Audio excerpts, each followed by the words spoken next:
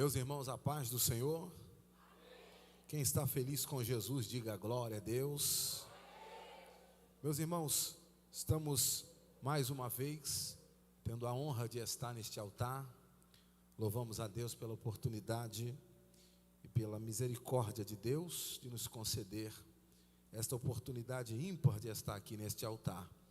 Esta noite eu quero usar os minutos que tenho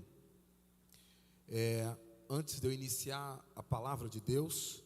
Eu quero levantar juntamente com a igreja um clamor pela vida do nosso apóstolo, bem rápido, que está lá na África fazendo a obra de Deus.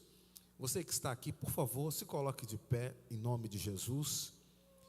Nós vamos fazer um clamor rápido, mas eu quero usar esses minutos que tenho essa noite para orar pela vida do nosso apóstolo. A intercessão da igreja é muito importante. A Bíblia diz que Pedro estava preso e a igreja fazia contínua oração. E a oração da igreja moveu o céu e Pedro foi solto daquela prisão. Então nós vamos orar esta noite. Eu quero que você feche os teus olhos, por favor. Se ligue no trono da glória. Você vai ser um intercessor agora. Você vai entrar em guerra agora conosco, fazer a obra de Deus. Quanto mais na África, é um peso terrível. Vocês não têm noção o nível de bruxaria, de satanismo que existe naquele lugar. É um nível, um grau muito alto.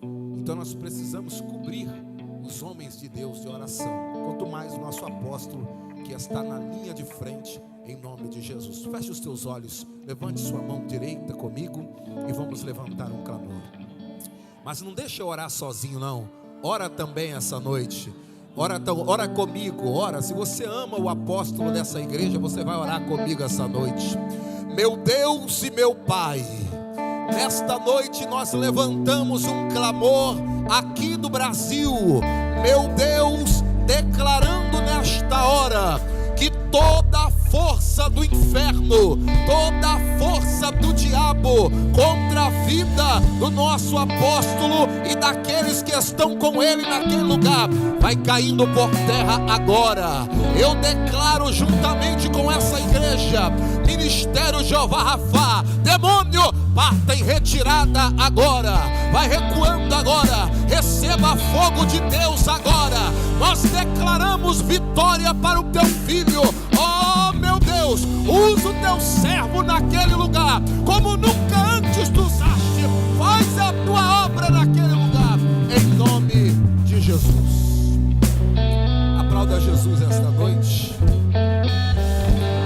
Glória a Deus.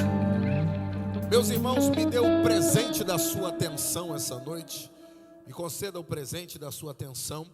E abra sua Bíblia no Evangelho de Jesus Cristo, segundo escreveu Mateus. Evangelho de Jesus Cristo, segundo escreveu Mateus. Glória a Deus. Capítulo 14, versículo 22. Glória a Deus. Evangelho segundo escreveu Mateus. Os músicos podem ir lá beber uma aguinha, mas me abandona não, tá, filho? Não me deixa sozinho não, volta, tá? Glória a Deus. Mateus capítulo 14, verso 22, quem encontrou diga vitória. Então vamos ler. Logo em seguida Jesus insistiu com os discípulos para que entrassem no barco e fossem adiante dele para o outro lado, enquanto ele despedia a multidão. Tendo despedido a multidão, subiu sozinho ao monte para orar. Ao anoitecer ele estava ali sozinho, mas o barco já estava considerável distância da terra, fustigado pelas ondas, porque o vento soprava contra ele. Verso 25, e nós encerramos a leitura. Alta madrugada, Jesus dirigiu-se a eles, andando sobre o mar. Quando o viram andando sobre o mar, ficaram aterrorizados e disseram: é um fantasma, e gritaram de medo. Amém? Tome seu assento esta noite, louvado seja o nome do Senhor. Desocupe suas mãos e aplauda a palavra de Deus, porque ela merece esta noite toda a honra, toda a glória e todo o louvor. Meus irmãos, o livro que lemos, agora por favor, me dê de presente a sua atenção. O livro que lemos é um livro conhecido, e o texto que lemos, ainda mais conhecido ainda, é o texto quando Jesus anda sobre as águas, e é o relato que é o segundo relato que os discípulos passam por uma tempestade. A primeira tempestade que os discípulos passaram foi uma tempestade que Jesus estava no barco. E agora a segunda que lemos, a partir do verso 22, que se segue, é a segunda tempestade. E essa segunda tempestade, Jesus não estava no barco.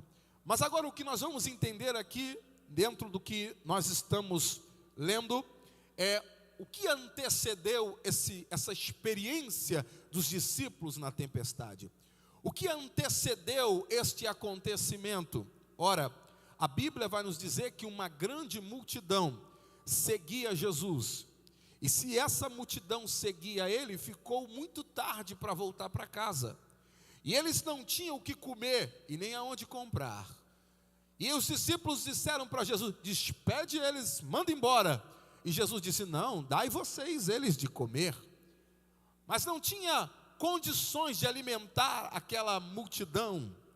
E isso me chama a atenção, porque todo mundo conhece a história que Jesus multiplica o pão, Jesus multiplica o peixe, Jesus alimentou toda aquela multidão, homens, crianças, mulheres, todos foram alimentados por Jesus. E agora, o Senhor Jesus decide ir para o monte orar. E o verso 22 vai dizer assim: logo em seguida, Jesus insistiu. Na minha tradução e na tradução que está neste telão, é insistiu. Mas na tradução corrigida da Bíblia Sagrada ou atualizada, vai dizer que Jesus compeliu. A palavra compelir significa constrangir com súplica ou pressionar. E nós precisamos entender por que Jesus está compelindo, ou seja, por que Jesus está pressionando os discípulos para descer e ir ao mar da Galileia, para ir para o outro lado, que era o lado de Genezaré. Por que Jesus está compelindo, constrangindo com súplica, ou pressionando, ou empurrando? Você note bem que a expressão compelir, aqui nessa tradução insistiu, mas a expressão compelir dá-se a entender um termo de pressa. Era como se Jesus estivesse no alto do monte, juntamente com aquele povo, e de repente ele: não podemos mais ficar aqui mais nenhum minuto, vamos embora, rápido, desça logo, vai para o mar da Galileia. E nós ficamos a se perguntar, por que há essa pressa de Jesus? E nós vamos encontrar o mesmo texto no Evangelho de Marcos, mas só João relata, e só João dá-se a entender o que aconteceu ali. O que aconteceu foi que quando aquela multidão viu Jesus multiplicando pão, quando aquela multidão viu Jesus multiplicando peixe, e agora eles estão comendo de graça, eles não teriam mais que trabalhar para comer, a mente deles já está: meu irmão, agora é só ficar perto dele que a gente vai comer de graça. João vai dizer que a multidão começou a cogitar levantar Jesus ou coroá-lo como rei. João traz essa revelação, só João traz isso. Mateus não traz, Marcos não traz, só João revela isso, que a multidão começou a olhar para um, para outro. Imagina na mente deles: se ele como homem natural no meio de nós aqui está nos dando pão e peixe, imagina se ele for o nosso rei. Então a mente do povo começa a criar a ideia de que nós precisamos levantar ele como rei. Só que Jesus estava numa programação divina e não precisava anteceder nenhuma coroa na cabeça dele, porque aquilo que estaria futuramente, o que estava reservado para ele futuramente, ninguém poderia tirar. Então, quando Jesus percebe que a ideia do povo é coroá-lo como rei, é por isso que o texto vai dizer: e compeliu, na tradução atualizada, corrigida, compeliu, constrangiu com súplica, pressionou. Nós temos que sair daqui. E quando os discípulos estão indo para o alto mar, eles estão descendo para o alto mar, Jesus está subindo para orar. Isso é interessante, por quê? Porque o mar da Galileia era cercado de montanhas. Embora dar-se o nome de mar, mas o mar da Galileia era um grande lago de água doce, mas dar-se o nome de mar porque era uma extensão muito grande. Então os discípulos estão descendo, e nós podemos entender que Jesus estava com pressa pelo motivo de estarem querendo levantá-lo como rei, ou agora ele impele, insiste, porque talvez pode haver uma rejeição dos discípulos de descer, porque eles não querem ir para o mar. Podemos interpretar isso. Por que Jesus está insistindo? Porque creio também que eles possam estar lembrando do processo que eles passaram no mar da Galileia com Jesus no barco. Então acredito que eles pensam: se com Jesus no barco, o barco quase afundou, imagina agora que ele não vai estar conosco no barco, vai nos mandar sozinho, o que será de nós? Mas Jesus insistiu: desce. Eles descem, e eles vêm descendo o mar da Galileia.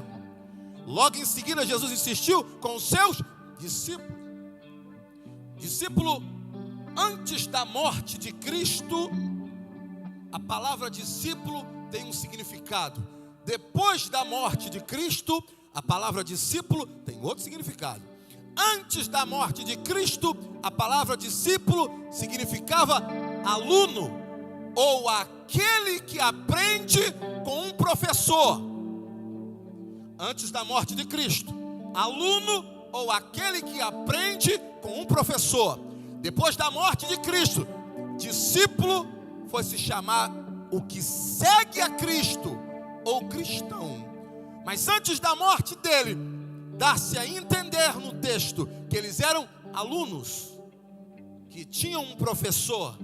E quem era esse professor? Jesus de Nazaré era o seu professor. E agora esses alunos estão descendo para o mar da Galileia. Isso é interessante, porque o mar da Galileia, ou a tempestade, é o campo da prática. Existem dois campos na nossa vida: o campo da teoria, ou teórica, ou o campo da prática. Essa semana a faculdade mandou mensagem para mim e disse assim: sábado não perca aula prática, venha para o laboratório. Essa semana agora eles mandaram essa mensagem para mim: o que eu estudei na teoria, agora eu vou aprender na prática. O que Jesus está fazendo com eles é exatamente isso. O que você aprendeu teoricamente lá em cima no monte, agora eu vou te levar para a prática. O campo da prática é o que determina o crescimento e o amadurecimento do cristão. O capítulo 14, a partir do verso 22, é um ensinamento de vida, é uma orientação de um professor para os seus alunos. Eu vou tirar vocês agora do monte onde tem pão e peixe, e vocês vão descer agora para o mar da Galileia. E a Bíblia vai dizer que Jesus subiu. A tradução corrigida vai dizer a parte, porque Jesus entendia o processo de separar-se. Então ele sobe a parte e ora, e os discípulos todos entram no barco e eles começam a descer. Na minha tradução, que aqui lemos, vai dizer que eles estavam a uma certa distância, ou distância considerável, mas eu gosto da tradução corrigida que diz: e eles estavam no meio do mar. Isso é interessante.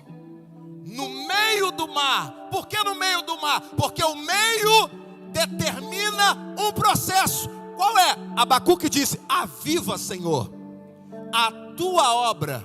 Não é no começo e não é no fim. Aviva, Senhor, a tua obra no meio dos anos. Por quê? Porque o meio determina cansaço. O meio determina dificuldades. O meio pode determinar desistência, enfraquecimento. No meio da caminhada é um perigo. O meio do processo é um perigo. Porque você pode escolher prosseguir ou você pode escolher voltar. Jesus estava no monte, clamando, orando e buscando a Deus, e os discípulos estavam no meio da tempestade. Não estavam mais no começo e nem no final, estavam exatamente no meio da tempestade. E por que eles não conseguiam sair do meio? Porque o texto vai dizer: e o vento era contrário. Eles remavam para frente e o vento era contrário. Quem aqui já nadou contra a correnteza? Quem aqui já nadou? Já nadou? É fácil nadar contra a correnteza? Cansa? Tem que ser um especialista. Eu já nadei contra a correnteza. Você nada, você só faz esforço e não sai do lugar. Era assim que os discípulos estavam, no meio do processo e um vento contrário. Agora, a posição geográfica de Jesus era uma posição espiritual. Por quê? Porque Jesus estava no alto do monte e os discípulos estavam embaixo no mar da Galileia. Mas o que Jesus fazia no alto do monte é o que determina a vitória dos discípulos. Coloque na tela para mim, por favor, Romanos capítulo 8, versículo 34, e você vai entender o que Jesus fazia no monte. Era uma visão espiritual. Quem os condenará? Foi Cristo Jesus que morreu e mais, que ressuscitou. Ele está à direita de Deus e também intercede. Meus irmãos, esta noite se alegre, porque quem está no alto está intercedendo por nós. Ele está diante de quem? Ele está à direita de Deus e também, já cheguei no céu, já estou sentado no trono, vou ficar quietinho aqui. Não, quando ele olha lá de cima, ele lembra dos seus alunos. Ele olha, opa, está no meio da tempestade, eu vou interceder por eles. Coisa boa, pastores, senhores, é eu interceder por você e é você interceder por mim. Eu amo isso. Eu amo que eu tenho mães que oram por mim, mães que me adotaram espiritualmente e elas oram por mim diariamente. É maravilhoso, eu fico muito feliz, mas mais feliz ainda em saber que eu tenho um Deus no céu. E os olhos dele passeiam sobre toda a terra. E quando ele vê você e eu no meio da tempestade, ele intercede. Pai, não pode morrer.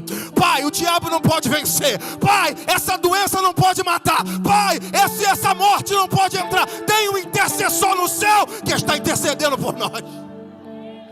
Balança esse crente e diga: calma, você não vai morrer. O teu intercessor está orando por você. Alguém está no céu e ele intercede por nós. Alguém vai dizer: esses crentes têm uma fé. Claro, nós temos alguém lá em cima que está 24 horas intercedendo. É por isso que Davi disse: ainda que eu andasse pelo vale da sombra da morte, não temeria mal algum, porque tu estás comigo. Ainda que eu andasse, eu estou lá no vale da sombra. Outro dia eu explico o que era o vale da sombra da morte. Isso é outra mensagem. Mas ele diz: não temerei mal algum, porque tu. Ele não está falando com ninguém da terra. Ele está dizendo: porque tu estás comigo. E eu sei disso. Eu era garoto. Bem garoto. E eu saindo da escola, tinha um ônibus, acredite se quiser, tinha um ônibus parado. E aquela mente de criança, eu falei: eu vou atravessar correndo lá para o outro lado. E o ônibus parado, eu ali me disparei correr. Quando eu passei do ônibus, um carro em alta velocidade cortou o ônibus, irmãos, e aquele carro ia me pegar aqui do lado da minha perna, e só Deus sabe o que aconteceria comigo. Eu estava no meio da pista, uma distância dessa pista daqui para aquela caixa de som ali. Eu só me lembro de uma coisa: o carro gritando, cortando o ônibus. E eu só me lembro de uma coisa: eu senti uma mão me pegar aqui. Eu era criança, nunca mais eu esqueci disso. Uma mão me pegou aqui. E quando eu abri os olhos, eu estava com os dois pés na calçada. Pá! E o carro. O motorista do ônibus assim. Os passageiros estavam no ônibus assim. E eu parado assim, olhando, o carro passou, nem olhou para trás, foi embora. E eu falei: meu Deus, o que é isso? Anos depois, lembro da Bíblia, eu entendi: ainda que eu andasse pelo vale da sombra da morte, ainda que eu passasse, a morte disse: eu peguei ele, agora eu peguei. Mas tem uma mão que te leva, tem uma mão que te projeta. Deus está dizendo: tem alguém intercedendo, e você não vai cair.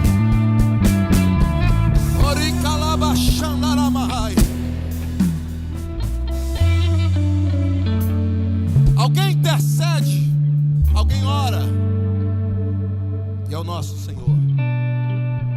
E eles já estão no meio da tempestade, um vento contrário. Permita-vos dizer uma coisa, um detalhe geográfico. O mar da Galileia era cercado de montanhas. O mar da Galileia era todo cercado de montanhas. Havia um mistério ali muito grande. Por quê? Porque o ar frio das montanhas, quando se chocava com o ar frio, com o ar quente do lago, gerava-se fortes ventos que desciam como forma de funil.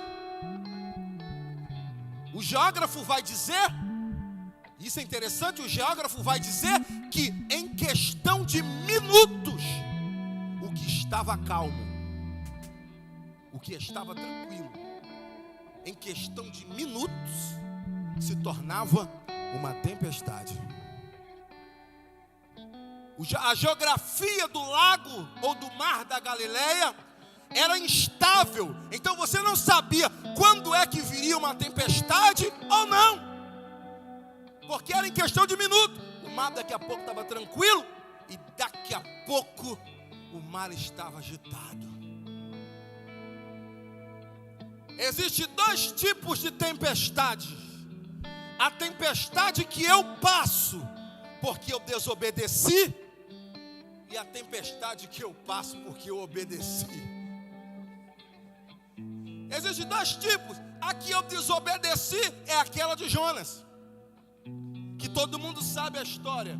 Agora, o que você não sabe é que às vezes nós passamos por tempestade porque obedecemos. Você precisa entender isso agora, essa noite. Qual era o lugar mais seguro? Qual era o lugar mais seguro? No alto do monte, comendo pão e peixe, ou no meio da tempestade? Qual o lugar mais seguro? Alguém vai dizer, claro, no alto do monte comendo pão e peixe. Não! O lugar mais seguro é no centro da vontade de Deus. Se você estiver no centro da vontade de Deus, você está no lugar mais seguro. Te jogam na cova do leão, já foi cantado aqui, o leão jejua. Te joga na fornalha, a fornalha não te queima. Te joga no caldeirão de óleo, como fizeram com o apóstolo João, e o óleo não mata o profeta, o homem de Deus. Porque às vezes o lugar mais seguro será sempre no centro da vontade de Deus. Não se preocupe com o que está acontecendo. Se preocupe se você está no centro da vontade de Deus. Às vezes vão olhar para nós e vão dizer, jejua e está passando por isso? Ora, está passando por isso? Sobe monte, está passando por isso? O que é isso? Você não sabe como funciona o meu Deus. Às vezes a tempestade é o centro da vontade de Deus. É o lugar mais próximo que eu estou de Deus.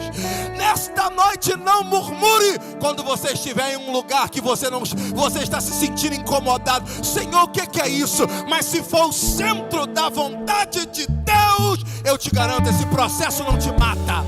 Esse gigante não te mata. Esse leão não te devora. Essa fornalha não te mata. Porque eu estou no centro da vontade de Deus.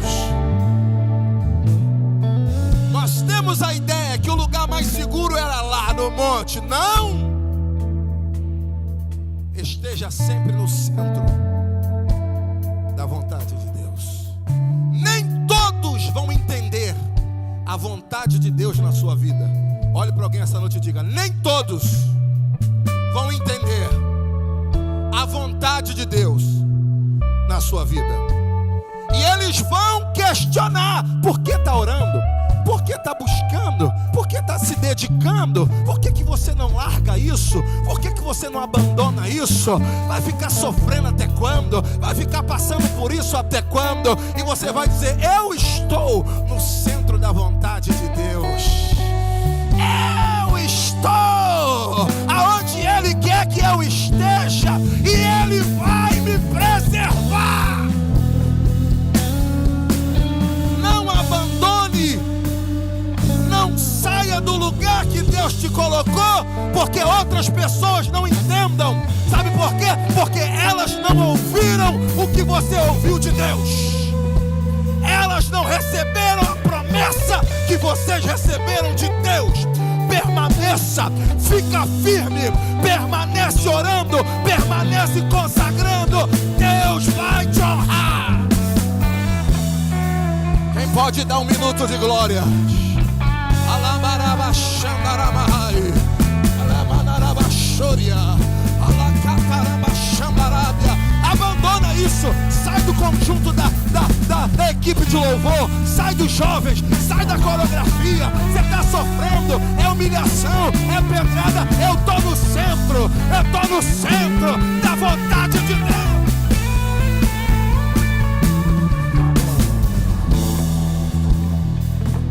Bote a mão no ombro de alguém e diga, fica no centro da vontade de Deus. Não se preocupe se não entenderam o processo. Não se preocupe se não compreenderam o processo. Às vezes a tempestade é o centro, é o meio da vontade de Deus. Deus lhe trouxe aqui nessa terça-feira fria para nos colocar sentados como se estivéssemos em uma sala de aula. E esse professor vai nos dar ilustrações teóricas para que quando entrarmos na prática não fiquemos perdidos, mas saberemos o que fazer. No meio da tempestade, um vento contrário. O texto vai dizer fortemente que o vento, o negócio era o vento. Como eu expliquei aos senhores, este ar frio com ar quente descendo como funil gerava uma tormenta. O vento levantava as ondas. O problema era o vento. E o vento era contrário. Às vezes nossa vida será assim. Nós vamos estar no meio e o diabo vai fazer de tudo para você voltar. Mas se eu estou no meio, eu já percorri 50% do caminho. É uma matemática simples. O que é melhor? Andar para frente mais 50% ou voltar mais 50%?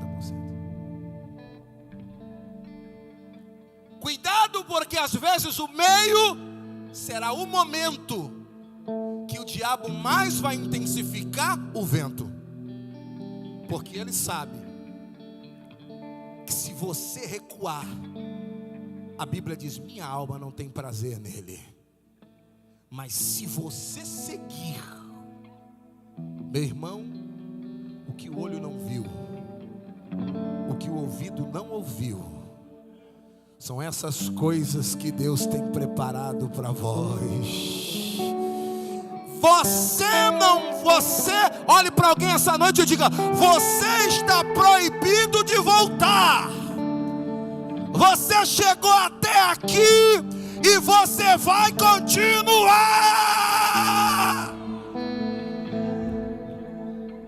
Você já teve 1000 motivos para voltar. E quantos que começaram a caminhada com você e voltaram? Ixi. Quantos começaram a caminhada comigo, subindo o monte, orando, jejuando, consagrando, lendo Bíblia? Outros já não estão nem mais na terra, morreram. Outros estão na bebida, outros estão nas drogas. Mas eu decidi continuar. O teu compromisso não é com quem volta. O teu compromisso é com o Rei da Glória, que vai te botar para frente.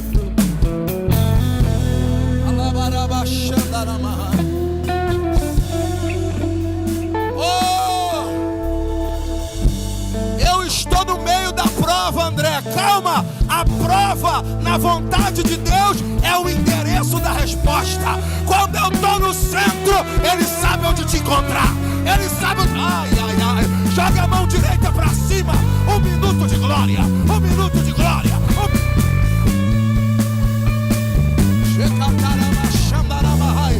Bate no peito e grita: eu estou no endereço de Deus. Eu estou no endereço. A resposta vai chegar. A resposta vai chegar. O livramento vai chegar. A cura vai chegar. Glorifica, glorifica, glorifica. Jeová Rafa, levante essa mão. Solta 1 minuto de glória. Daqui a pouco eu volto a pregar.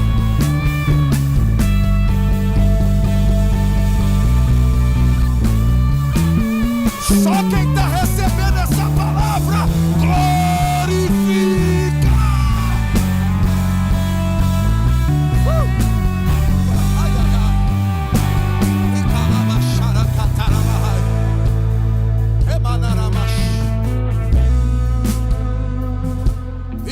Eu tenho aqui, obrigado.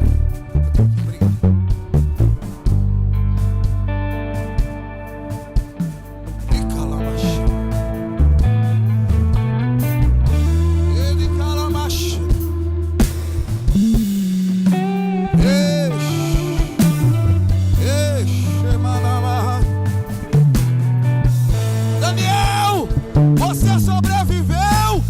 Sim, eu estou no endereço. Ele mandou o seu anjo e fechou a boca do leão. Bate no peito e diga: eu estou no endereço de Deus. O diabo quer que você volte, porque você está no endereço de Deus. Não volta, não volta, não volta, não volta, não volta, não volta, não volta, não volta, não volta. Quem vem comigo na marcha?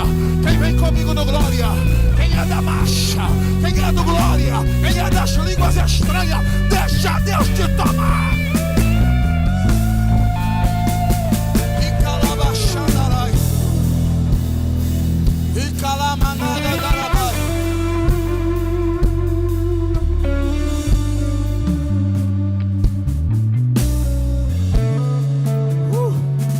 Olhe para alguém e diga: eu tenho uma promessa.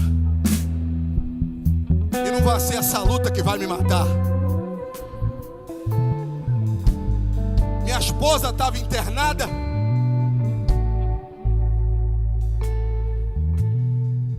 E eu estava em casa orando. 3 horas da manhã. Ágata estava para nascer,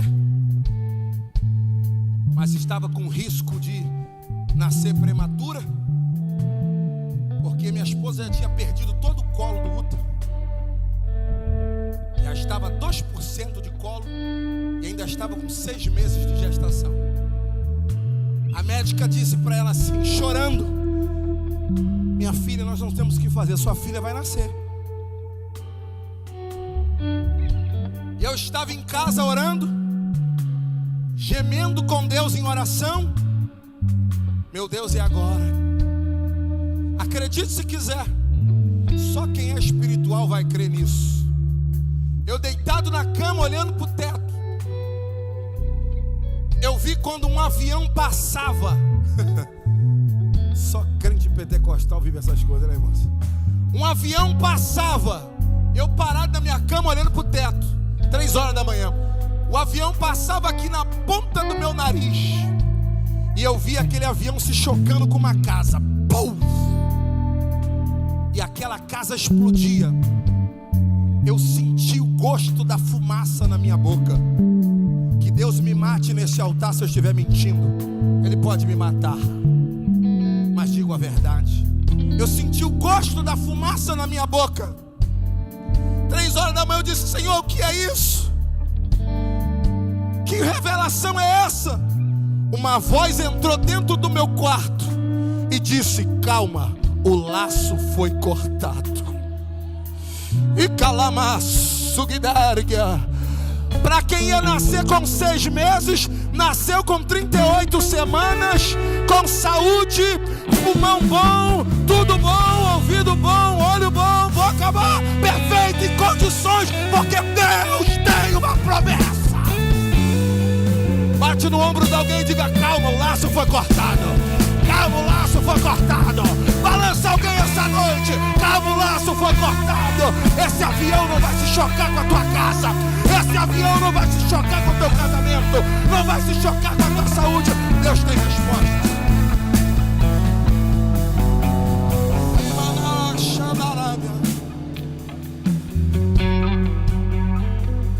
Eu sei o que é prática. Eu sei o que é teórica, mas eu também sei o que é aula prática com Deus. Aula prática com Deus, você geme na oração. Aula prática com Deus, meu filho, você emagrece de tanto jejum. A sua roupa já sabe até o caminho do monte, né, pastora Aninha? É aula prática com Deus, meu irmão, o negócio é tenso.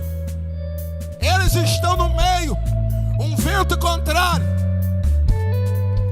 Mas na 4ª vigília da noite, 1, 2, 3, repete comigo. Na 4ª vigília da noite, Jesus desceu. Ele está orando. E na 4ª vigília da noite, na minha tradução vai dizer alta madrugada. Na tradução corrigida e atualizada, na 4ª vigília da noite. A 4ª vigília da noite era entre 3 da manhã e 4 da tarde. E 4 da manhã. Entre 3 da manhã e 4 da manhã. Era a 4ª vigília da noite. Um período de 3 às 6 da manhã entrava ali a 4ª vigília da noite. E os historiadores vão dizer que a 4ª vigília da noite era a hora mais escura do Mar da Galileia. Não tinha uma hora mais escura do que a 4ª vigília da noite. Será que isso é uma coincidência? Na hora mais escura? Por que Jesus não desceu na hora mais clara? Por que ele não desceu quando estava a lua estava clareando melhor? Mas ele desceu justamente na 4ª vigília da noite, na hora mais escura, ele desceu. Chegou a hora e ele vem descendo.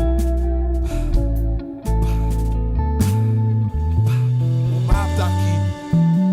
O texto vai dizer: e ele veio caminhando,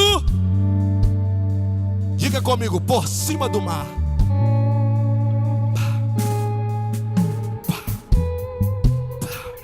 Alguém vai olhar e vai dizer: por que ele não pegou um barco?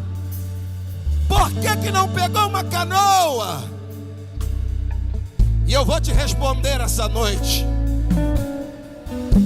O que era naquele momento que estava assustando os discípulos era o mar.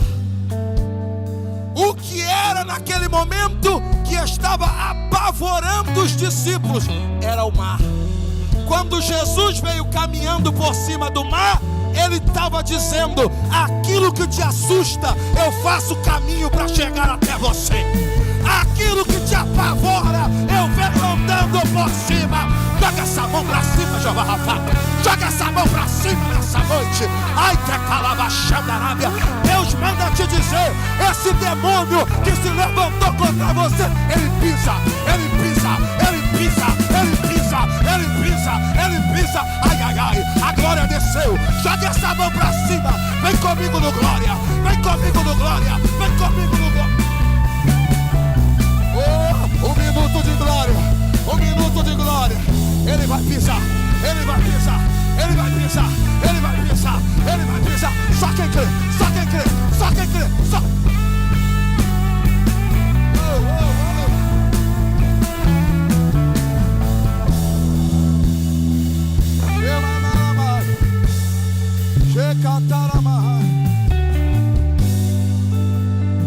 Já apavorou?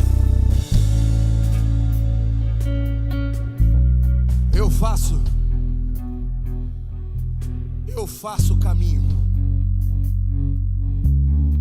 Imagina o mar agitado, mas se submetendo a uma autoridade maior.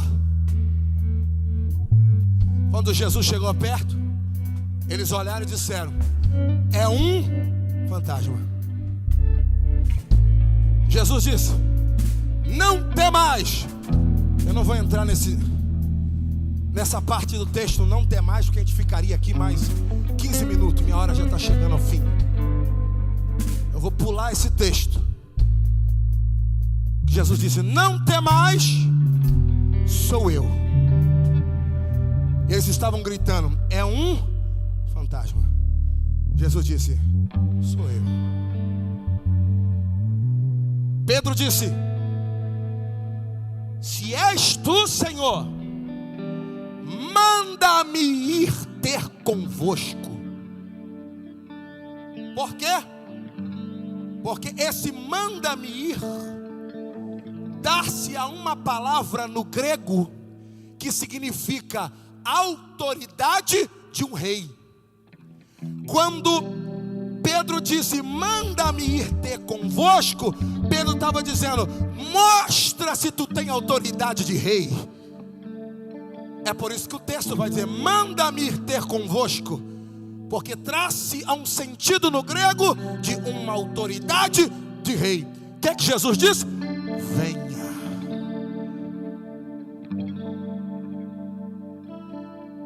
Não foi Pedro que não afundou quando botou o pé na água. Foi o mar que não deixou Pedro afundar.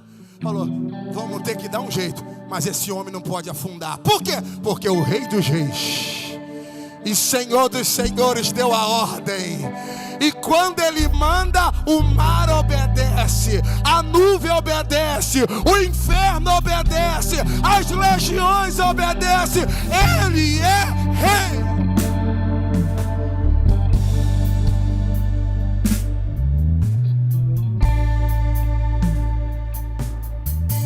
Existe um salmo que diz assim: levantai, ó portas, vossas cabeças, glória. Esse salmo traz a ideia de quando Jesus está voltando glorificado para o céu, e quando ele chega nos portões celestiais, o anjo que está do lado de fora grita para o anjo que está do lado de dentro: levantai, ó portas, vossas cabeças, para que entre o Rei da Glória. O salmo continua. O anjo do lado de dentro vai gritar: quem é esse Rei da Glória? Aí o anjo que está do lado de fora grita: o Senhor poderoso na batalha, Ele é o Rei da Glória. Pegue na mão desse crente essa noite. Pegue na mão dele e diga para ele: quem está do teu lado é o Senhor poderoso na batalha. Cadê o jovem que trouxe o lenço para mim? Vem cá. Só porque você veio aqui trazer o lenço, eu vou fazer uma ilustração com você. Fica de pé. Outro dia eu termino esse negócio. Dia 23 eu prego de novo. Dê minha mão aqui, filho. Só porque você trouxe o lenço para mim. Aí Jesus gritou: venha! Venha! Você é Pedro, eu sou Jesus. Quando eu disser venha, você vem. Venha! Aí ele vem andando. Pare aí. A Bíblia diz que Pedro começou a afundar. Jesus aqui. A Bíblia diz, não eu. Pedro gritou: socorre-me. Eu ficaria mais 10 minutos para explicar esse socorre-me. Vamos pular. Socorre-me. A Bíblia diz que Jesus estendeu a. Só você que é inteligente. Se para Jesus segurar na mão de Pedro, você já entendeu, né? Significa que Pedro estava a uma distância de um braço e afundou. Diga, afundou. Tem gente assim, está perto da vitória. Ai, eraia, sugi, alamaracalaia, e afunda. Deus está dizendo: não é hora de parar, é hora de avançar. Ai, ai, ai, ai, ai. Quem vem comigo no glória, bate no peito e diga: eu não vou afundar. Eu não vou afundar. Eu tô um braço da vitória. Eu tô um braço da vitória. Ai, ei, xabamacana. Ei, emanara saramai. Elemanamana xandaramai. Fecha os teus olhos, solte um glória que o diabo não gosta.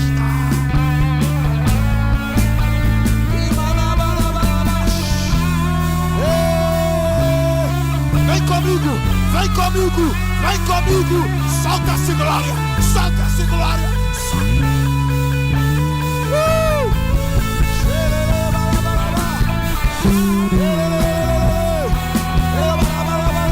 Solta essa glória, solta essas línguas, solta essas línguas. Deixa Deus te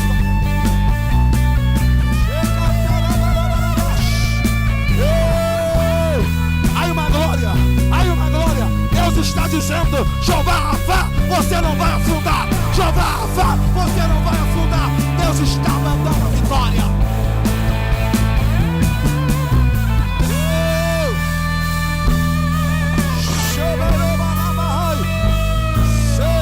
Estende a mão, Jeová Rafá. Estende a mão, segura, fecha a mão. Você está à distância de um braço. Ele vai até você. Ele vai até você. Receba agora, agora, agora, agora, agora, agora.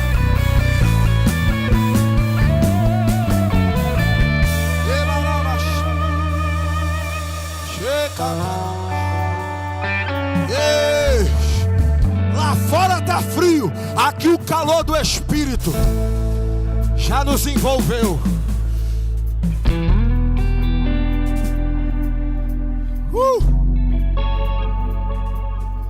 Ele pegou na mão de Pedro e voltou com Pedro andando.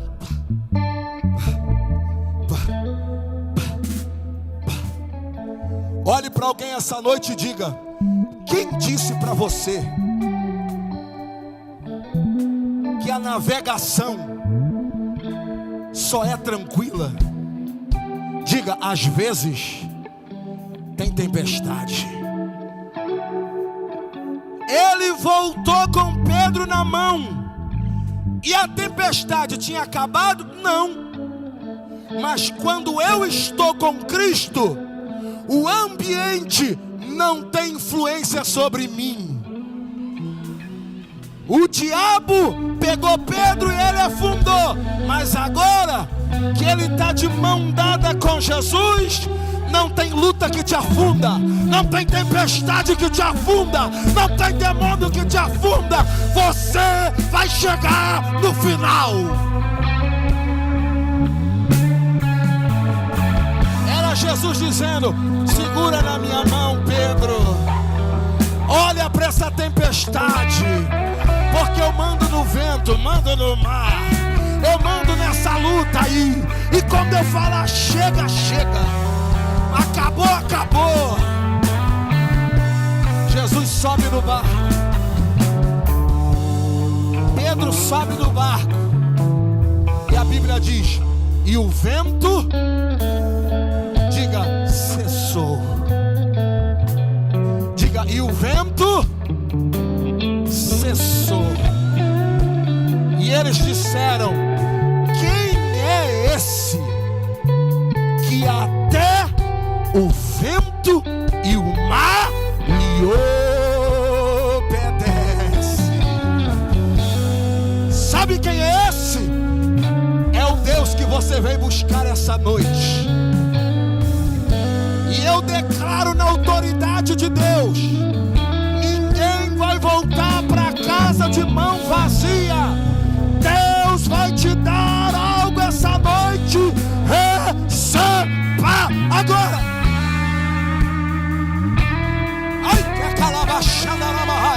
Toma posse, Jeová Rafa. Toma posse, toma posse, toma posse.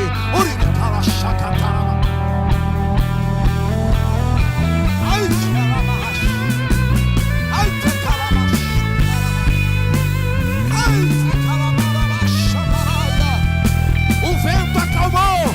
Ele tem o controle. Ele tem o controle. Ele tem o controle.